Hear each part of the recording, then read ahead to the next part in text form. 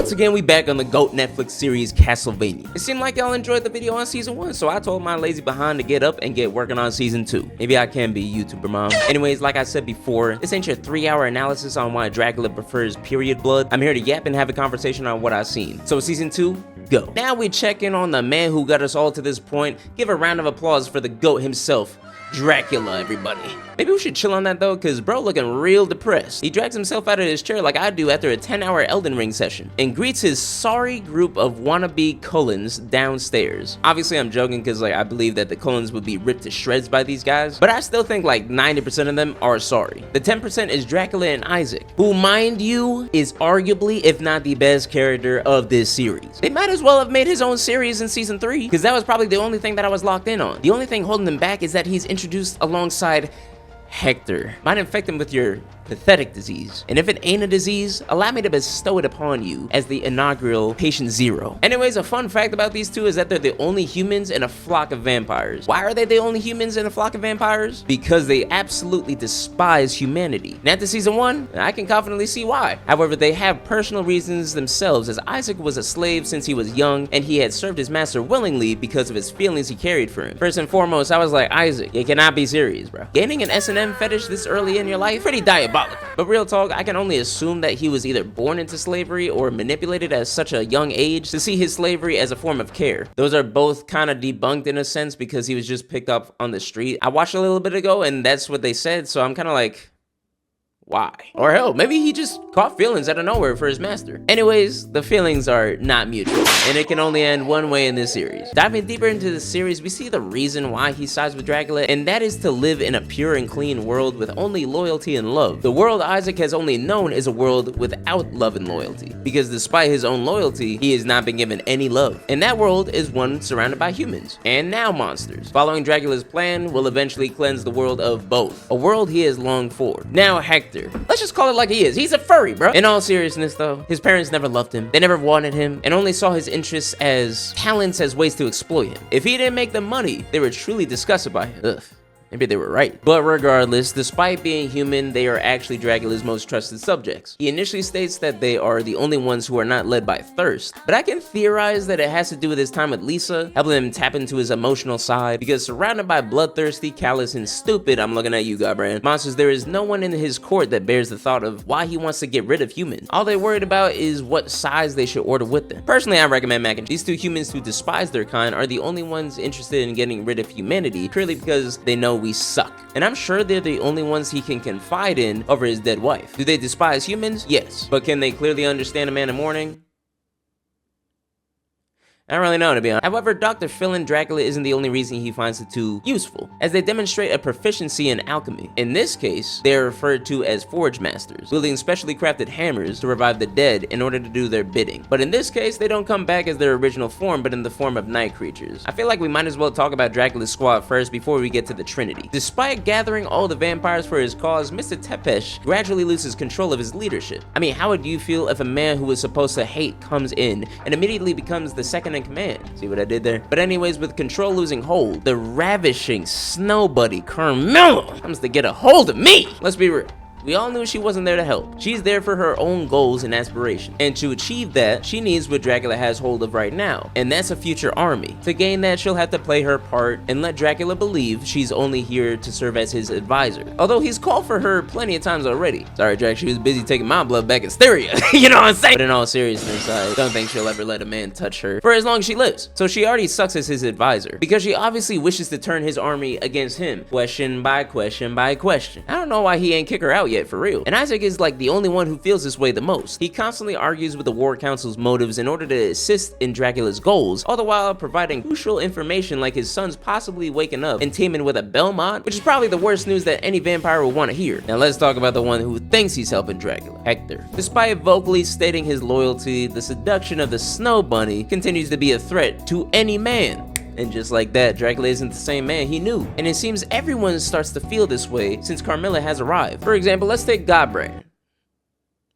You know what? Nobody cares about Godbrand. He gets taken out by Isaac soon anyway. I will say though, he has some good points, especially for the side of the vampires. Like I touched on before, the extermination of humans means no feeding for vampires. No feeding for vampires means extermination of vampires. Dracula hasn't been feeding for who knows how long, and why is that? Because he doesn't want to live. Godbrand, you might actually have some intellect. Maybe Carmilla sees that and oh, damn. Sorry. Anyway, she doesn't, and Godbrand proves that he's useless again. But someone who is useful to Carmilla is the furry simp himself, Hector. This man's fall into manipulation is insane, dog. Like, I get that he seems like a shell of himself, but ain't this the one man who came to you in your darkest times with opportunity? He's more of a father than your biological one could ever be. But no, you'd rather rid the world of humans and frolic around in your furry suit with animals like Snow White than stay loyal alongside your glorious king.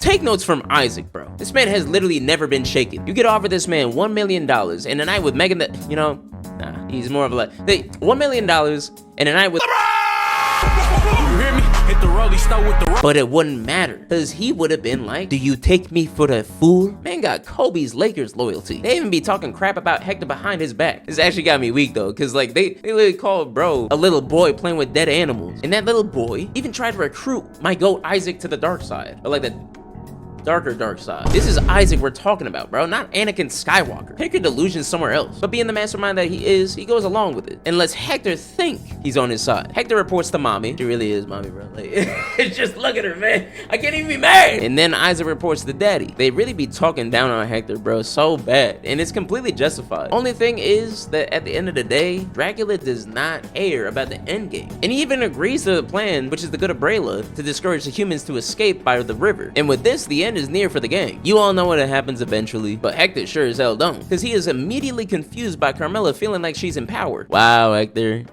What didn't give you that idea, bro? The manipulation, the sweet talk, the punking you, the down talking on your idol. Nah, couldn't be, right? Couldn't. Now Hector can't speak up about it because he feels responsible. So all he can do now is cry himself to sleep at night.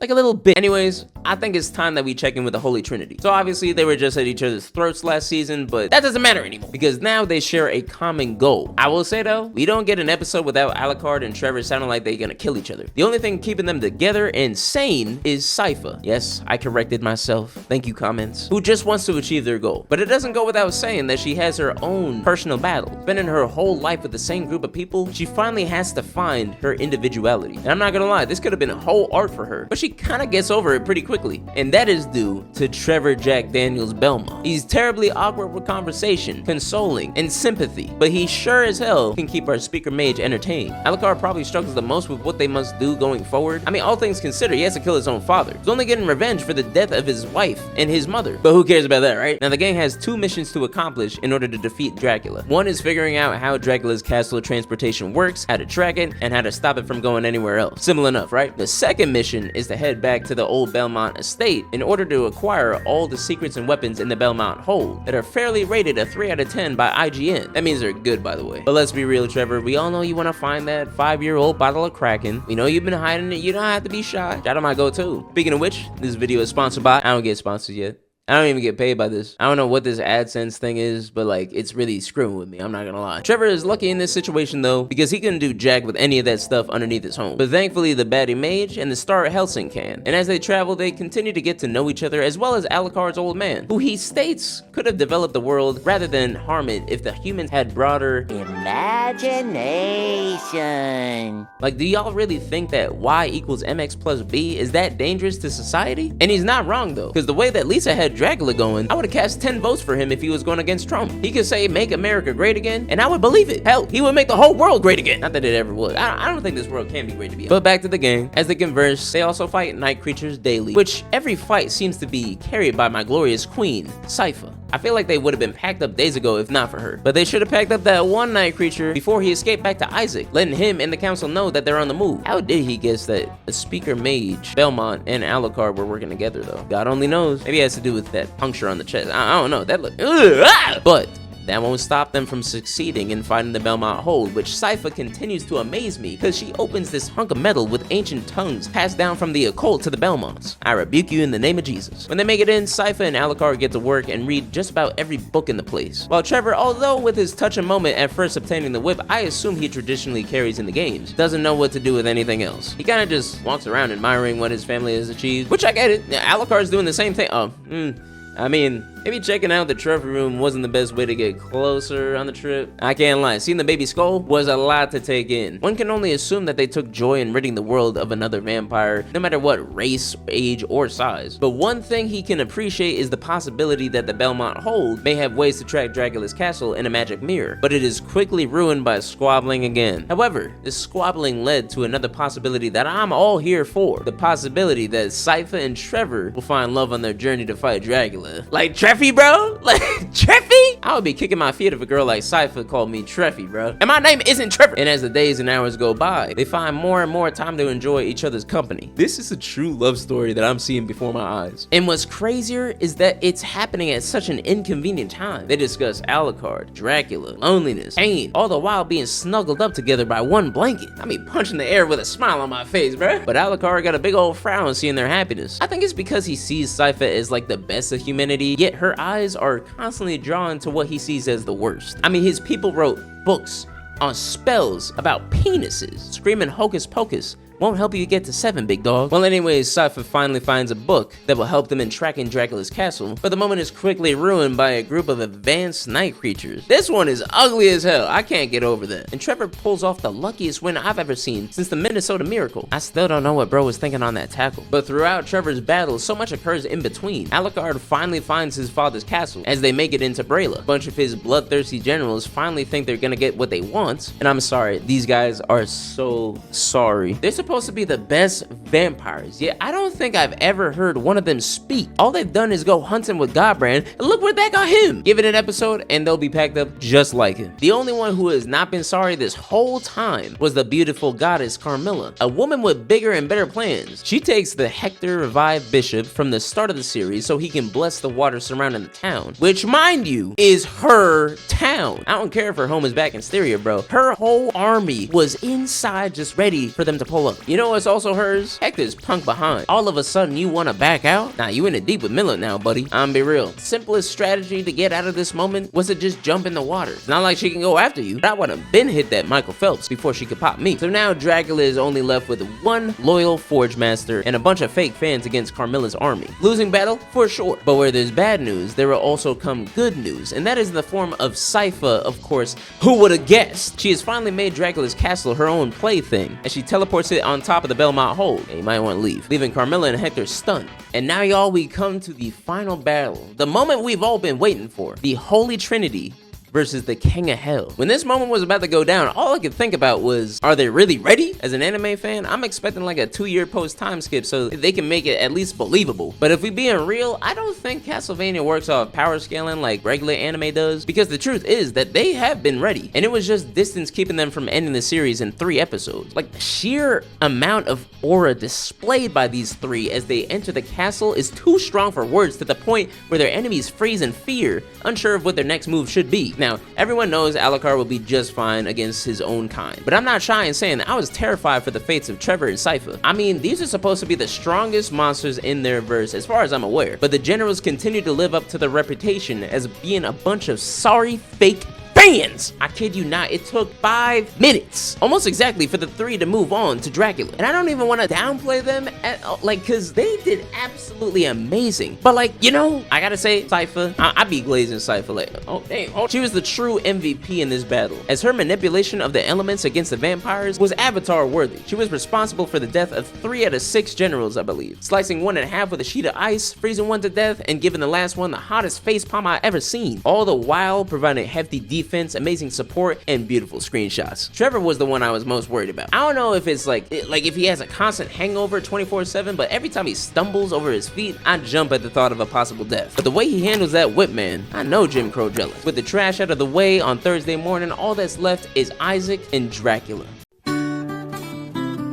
Psych! Ah, well, I guess it's just Dracula now. On a serious note, I like how Dracula didn't want to get Isaac any more involved that he already has. He wishes for him to find a life worth living, but we all know, hey, you know, I think he actually did down the line. So maybe Drac was right. Anyways, it's time for the final boss battle. I was freaking out immensely because I know these guys can't beat the man himself. Their teamwork is better than Team 7, but I don't think that works against just anybody. The man quickly reminds them why Dracula is a household name by no-diffing the three in the first 5 minutes of the fight. That's when they finally get him to buckle down and, oh, I have been mistaken. Ain't no way he pulled a murderer, bro. But guess what? We have the power of friendship. Someone play the bagpipes. But in all reality, this is the only power of friendship that makes any sort of sense. They're struggling, but they got the tankiest Belmont supporting the strongest mage, pushing the second strongest vampire. I get it, I really do. But this is when things get serious, and it's all left up to Alucard and Dracula. Try spelling that backwards. This was the best close quarter fight we've seen in the series so far. Arguably the best, considering we finally get to see how vampires really fight against each other. It may just be that Tepesh blood back in their power, but I'm constantly reminded of how all the other vampires fight, and I'm just so disappointed. All of Dracula's discipline as a father leads them to the very room Alucard grew up in, back when they had any semblance as a family. And this is such a special moment since it brings Dracula back to his senses. All the death and destruction he has brought upon the world due to his wife's unjust death has led up to him attempting to kill the very proof of their love. With this, Dracula realizes the shell of his former self he has become, stating that he must already be dead if he's committing the actions he sees before him. A beautiful and full circle moment for our boy Alucard. Well, anyways, yeah, you guys, he's dead for real. Dreams of the dead are more than proof of that. And the goat is gone for good. Or is it? Well, anyways, the sun is shining into a new era. One where humans have hope of not being slaughtered every night and day. Yeah, right. But we can enjoy it for at least an episode. Clearly, we get the conclusions to our hero stories, at least for season 2, where Sypha leaves her life as a speaker behind. I don't mean literally. I just mean she's not going back to her caravan. And realizes that life outside of trapping yourself inside the same old thing is absolutely amazing and enjoyable. She also helps Trevor realize that life is also enjoyable when he has a purpose and doesn't drown himself in his own sorrows and alcohol. And together they can have so much more fun than they can ever imagine. In all honesty, they probably wouldn't have anywhere or anything to do if they had gone their separate ways. So moving on together is the only positive solution going forward. And now Alucard decides that instead of returning to his tomb in Grescia to have nightmares of his dad trying to hug him, he will stay and protect the castle his father has developed alongside with the Belmont Hold built upon Trevor's ancestors. With no one guarding it, anyone can come in and do more damage to the world than good. He doesn't realize the descent into madness the decision will have on him going forward, but let's just let him be happy for now. And with the good guys moving forward, the bad guys have to as well. I need a break. Oh, heck. I mean, you should have seen this coming, buddy, because I can't imagine pledging my loyalty to a vampire who only cares about her own goals and well-being will land you hugs and kisses by the end of the night. This girl, Carmilla, beat that man to a bloody pulp. This was actually worse than I remember. But hey, he might be into that. Look at Isaac. Bro whips himself every day. We just don't be hearing what he says when he alone. And now to Styria they go. I really don't know how bro stayed alive that whole journey. Ugh. But anyways, now that Trevor and Sypha go on a journey to have sex at every possible location, Alucard gets to live in his house he killed his dad and spend every day reminded that he has no friends. Yeah, bro, let it all out. It's okay. And that's season 2. Now, I remember saying that season 1 was somewhat dry compared to what I thought it would be. Despite the amazing development and epic fight at the end, I was left with the feeling of that was it, which I can confidently tell you is a quote that has no business being around in season 2. From start to finish, I was locked down on every arc, every fight, each region, and each character, which I think was the biggest factor in season 2. My immersion was really dependent on the fact that there were so many new characters: Trevor, Sypha, Alucard, Isaac, Hector, Dracula, and Carmilla. All these guys gave so much more to the plot than I had expected. Hell, Isaac became my second, if not my favorite character from this season alone. And I just love how like everything comes together, just like looking at it from the perspectives of each group. It's just like a full circle kind of moment, you know? And once again, bro, the fights, they were so active, so much better than last season. Probably because they were hardly against monsters and more more so against like people of actual skill. The fact that you had night creatures that actually like fought you with weapons, had tactics of ways to defend themselves as well as to like fight like offensively. Like Trevor's fight in the Belmont Hold, those night creatures were active, dog. The one with the wings, like making use of like how it dives at him, how it like blocks and uses its wings as defense. The ugly one with the spear, making sure that Trevor can't get to his whip. Like you have to think like they're actually becoming sentient, knowing the fact that like he's really dependent on that. Let me get that away. I was like, big brain, big brain. And again, like Dracula and Alucard's fight, like I really don't know if it's the Tepesh blood, but like they were fast, boy. Like they were really like putting hands on each other. I loved every second of it, dog. And I don't think that there's anything left to say that hasn't already been said. I realized it was a lot longer the more I watched to remember what happened, so sorry if the video went on longer than it was supposed to. But again, I love talking about the shows that I watch, so I look forward to yapping more with y'all. I think the next show I'm gonna be tackling is probably Invincible, though, because I got a lot to say about that. But before that, I'll see you guys next time on season 3. Love y'all. Take it easy. Peace.